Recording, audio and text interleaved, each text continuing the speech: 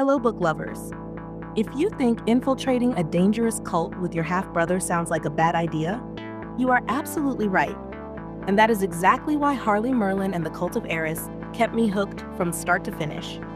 This is book 6 in the Harley Merlin series by Bella Forrest, and I rated this one 4 out of 5 stars. At this point, Harley is deep inside the cult compound, and what quickly becomes clear is that not everything in the Cult of Eris is what it seems.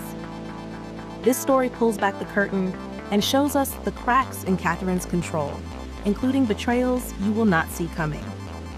Before I go any further, question of the day for you. Do you enjoy books where cults and villains are explored from the inside? Or do you prefer stories where the bad guys stay more mysterious? Let me know in the comments. The core premise here is simple but intense. Harley has a plan to stop the cult and get her mother's soul back. But the only way in is through Finch, her half-brother, who once worshipped Katherine without question. That means breaking him out of prison and pretending to be a loyal cultist while surviving deadly initiation trials and constant suspicion. No spoilers here, but the tension never lets up.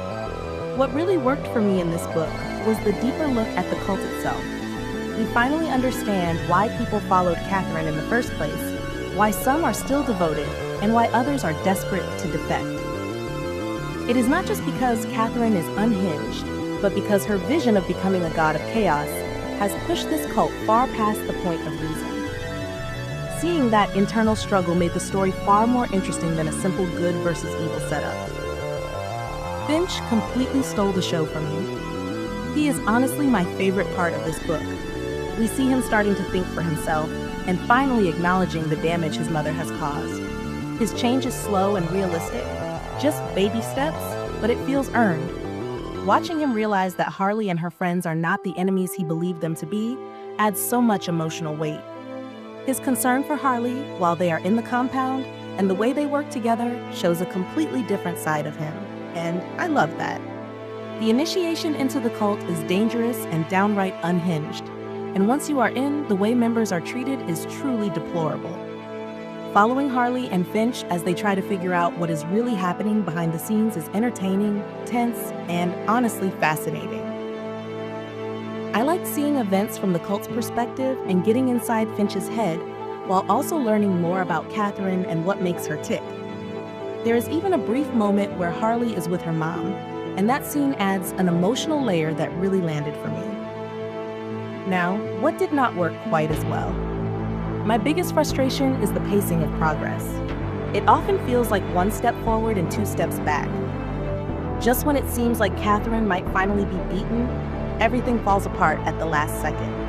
I get that this is a long series, but it can be frustrating to feel so close and then be completely thwarted again. This book is absolutely for readers who love urban fantasy, morally complex villains, cult dynamics, and character-driven growth over quick wins.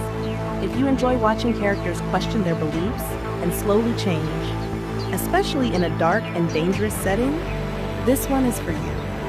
If you need fast resolutions and constant victories, this might test your patience. As a reader, this book really fits my taste. I love series that take their time developing characters and showing the gray areas, and Finch's arc especially scratched that itch for me. I also enjoy when stories force characters into impossible situations and make them survive through wit and alliances instead of pure power. If you enjoyed this review, please like, subscribe, comment, and share. It really helps support the channel and lets me keep bringing you honest book talk. And before you go, let me rephrase today's question.